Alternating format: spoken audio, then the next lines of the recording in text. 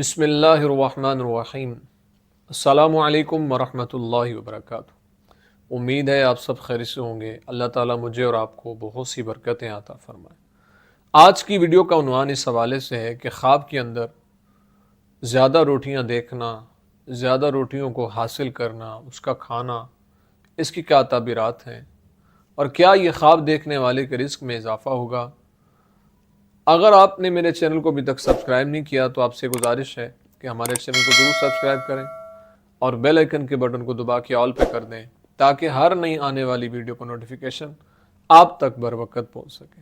اگر انسان خواب کے اندر ایک سے زیادہ روٹیاں دیکھتا ہے، یعنی 2 یا 3 روٹیاں دیکھتا ہے، تو یہ اس بات کی طرف اشارہ ہے کہ اللہ یہ خواب دیکھنے والے کو غم سے نجات عطا فرمائے گا، اور یہ شادی اور خوشی دیکھنے کی طرف اشارہ ہے۔